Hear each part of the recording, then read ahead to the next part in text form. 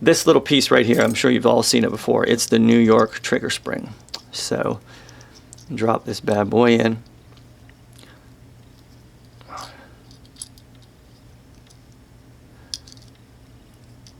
Oops. All right, now, as you can see, what this is supplying is upward tension. Right there. See how it's pushing up? Now, that's really not what this looks like. I mean, the real thing has a spring in it like that. So, I mean, that's a crap load of tension right there, pushing upward. Which means I really don't care where you have this trigger bar sitting. With that much upward pressure, you're gonna have to drop it from out of a building for it to actually disengage the trigger safety shelf, because you have all this upward. Bing. Anyway, so I have a way of using it like this is just, that's the basic that's the basic way that people get that no wall feel, because this is pushing so drastically forward on the trigger bar that it just has that, it doesn't have any staging to it. It's just one pull, if you guys understand the dynamics of how this thing works. But you can definitely, and this is a trick, man, you got to know what you're doing here. I'm not gonna give too much of it away, but you can definitely put one of these in and modify it a certain way.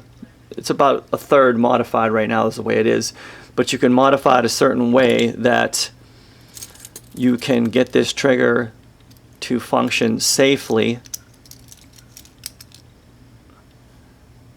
And you can see it right there. So right there, even with all this upward tension, it's going to have a very hard time dropping down in there, even with,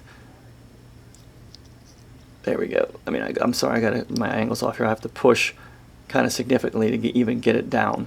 Now with the spring on it, for God's sake, I mean, that's so hard. And that's another thing that they never really mention that when they talk about the 3.5 connector and the using a a lot of guys for tactical or carry use a 3.5 connector and this trigger spring here. It makes your reset really fast. If you're doing it right with 3.5 connector and maybe some reduced springs, it's a pretty cool carry trigger.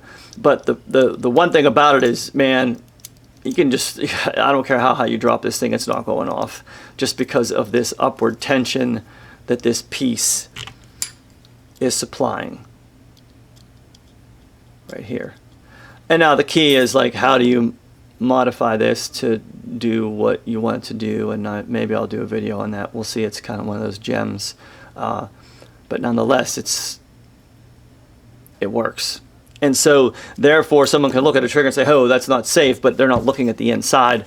They couldn't see that, it might be sitting there now and it might just go click, it might be even less. I mean, this is fast right here, but if I was to take even more out of it, it would be faster. But then again, I would have to know the compromises. Okay, so I would have to know, if I had it sitting all the way back here, you can see that's basically break zone right there. So even if I brought it forward off, remember, we're looking at the line right there. If I brought it right there, I could still make sure my engagement is right, not use a 3.5 connector because I don't want it to drive gradually. I want to drive it right down. So corresponding connector is going to need to work with that to get it to drive. And you can see the bar driving down right there. It's driving down at it right there back here at the connector. You see the bar driving down at a gradual angle right there because that's a 3.5 connector. Now if it was a 5.5 connector, man, it's just going to go smack. It's going to go right down, but then you'd have to do some modifying. There's all kind of different mini modifications you can make to these to get them to behave like we talk about, when actually you give me a call and you order a trigger. And when you send me your gun, it's a whole different thing. I tell people most of the time, the drop-in kit is, 99.9% of the time, it's spot on. It really is. It's going to function basically just like this as I put it in, because I know it's going to be safe and all that. If you give me your gun, it's going to become a totally different animal and all kind of other aspects, because I'm going to be making sure I take, and this hasn't been done yet, but you can see the movement in there. And you've seen the other guns. That all disappears. All this wobble right here, and this one isn't even that bad. That all gets addressed. and everything just gets tightened up, but not too tight, because if you do it too tight, then it's not going to function like a Glock anymore. You know, it's going to start to get finicky, and you know that's really not what we want. So that, oh, now I have to remember why I started this video. Boy, do I get carried away. So remember, I told you a lot of it is dictated by this.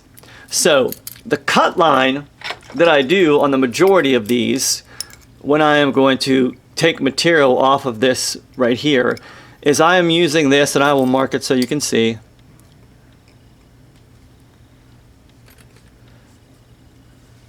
Hopefully I'll get it right here. I wonder if you can see that. Yeah, there we go. So you see the line connecting right there, and that's even a little off. I really want to, you know, get this X-Acto knife in here and make sure it's at the straightest angle coming across in line with this L, with this chunk. So basically what I'm doing is I'm just going crank, I'm cutting that chunk right off. So I'm going to do that. Best way to do it is get it up in the air a little bit. I use a magnet. I have tons of magnets around here. Maybe I'll see if I can, oh, this is going to be murderous, but let me see if I can do this. Stick with me. Oh, there we go. Now I got, listen, I got to literally hold this with my legs. So this, I'm going to have to flip it this way. A little better light, a little better angle. Here's where I'm coming in, right here. Everyone can see that? I'm looking at the monitor again, right there. So the pressure I want to apply is out this way, because I want to kind of scoop and leave blade's a little dull. So there it is. Okay, so now see how, if you're looking at this, there's a little bit above this line. This line, it's not cut straight across here. All right, that's where I cut the majority of the tactical triggers and the big guns, because I know for a fact that is going to completely grab and engage every single time. And then, like I said, what you're left with is this little piece right here. And see, that does have a better blade and a really clean cut will make this straight across. You won't even see this little edge. See, there's a little edge right there. Sometimes, if I know I'm building a trigger, I'll pop and you've seen the trick where I take the trigger tab out. I'll pop that out. Now, the gentleman that asked me to do this was asking me about this, and those of you that have asked me about this, let me bring it up a little bit more. Good Lord. Here we go. All right, so it's basically, I'm just getting, and you know, this, I'll do it with this one, but you really should have a sharper one. But I'm just shaving off this portion right here. So, and I really wish I could get a better angle for you guys, because the lighting is just not agreeing with us right here. Let's try that. So I can't do it from this angle, but just so you can see, I'm coming in here and I'm literally shaving. And you heard the snap. And this is, I mean, the piece is so small. That's a piece right there. Okay, see it? And then I'm going to come back in. And you can see, look, it's now it is, that little piece right there made it parallel at that square. And if you don't know what you're doing, you don't take it any further than that. Period. Okay? That's as much as you want to take that. And your gun will stay safe. Another thing with that is if this has a lot of play in it, let me get this back up in the air.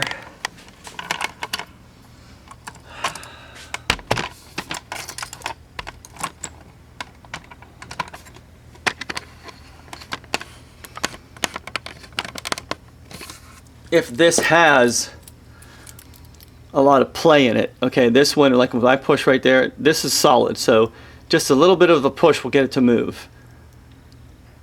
See that? And you have it, it's gonna, and usually I'll even take this out so it looks like that. See, there's a difference in between this and this right there. So if I take this out and stout that up, get that leaf spring to change like I've done before in videos, you'll see. And the same thing is, like, remember I grind this down right here to get it to be flush so you don't get the line across your finger.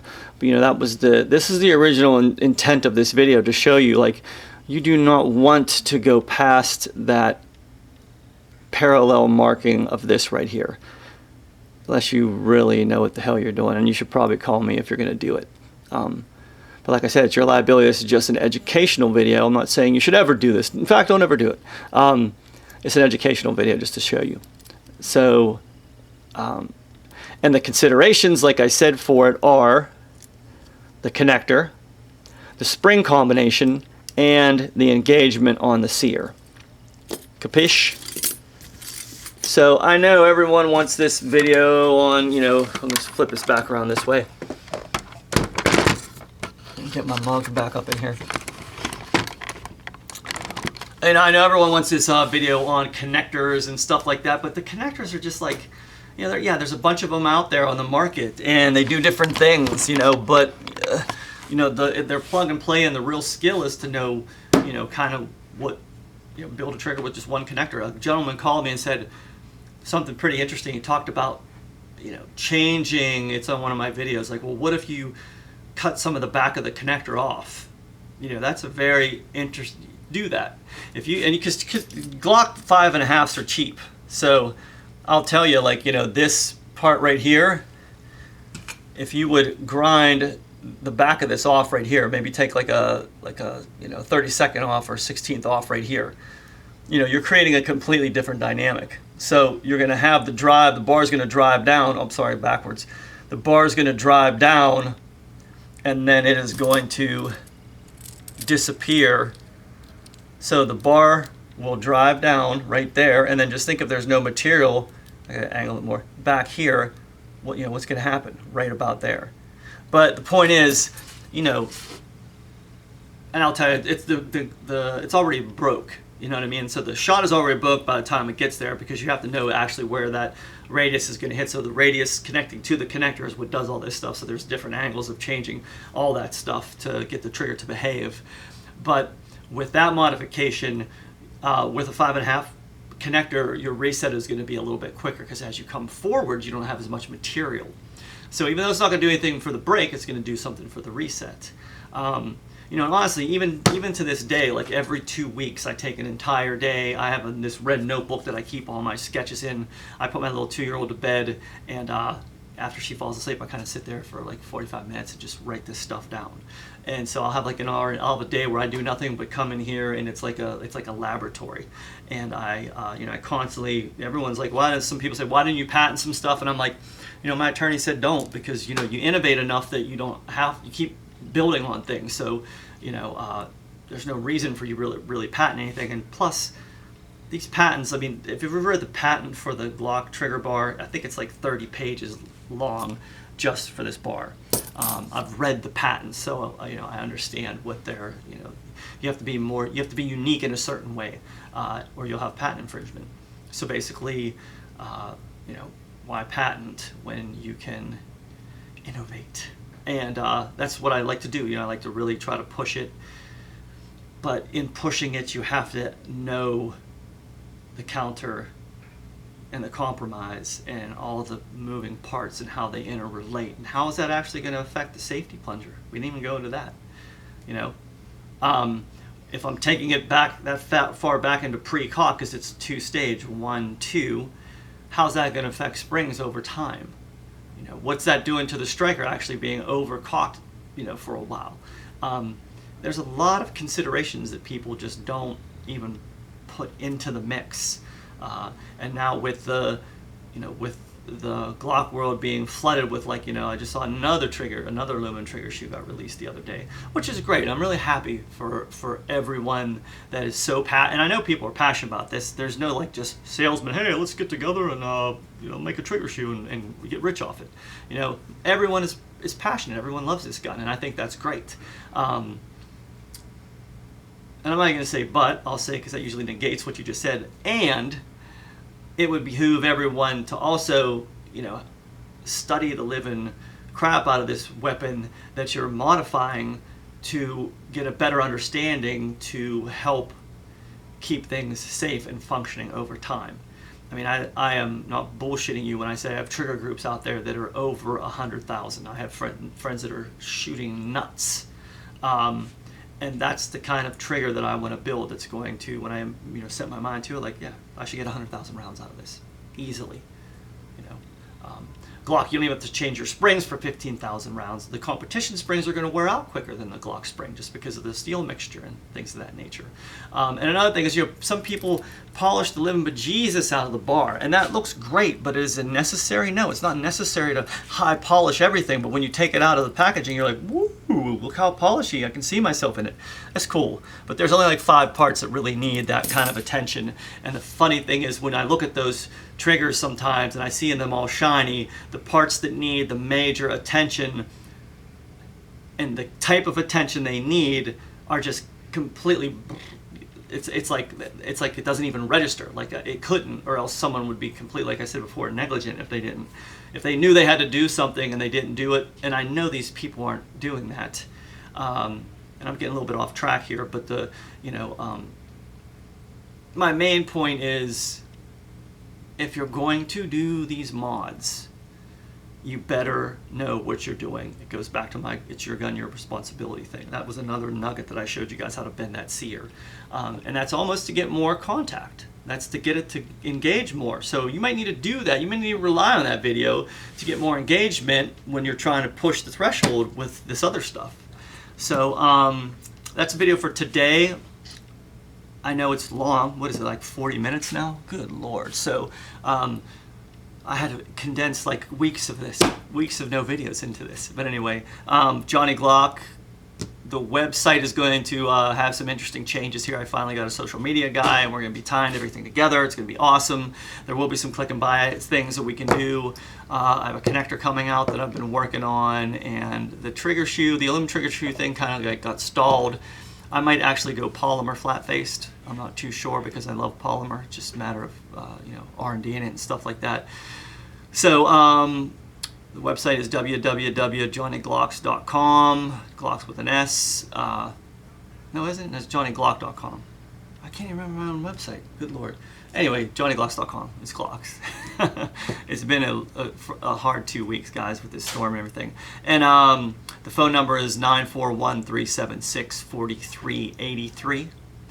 That's 941-376-4383. And you can email me at getjohnnyglocks@gmail.com. Be safe, be responsible, and happy shooting.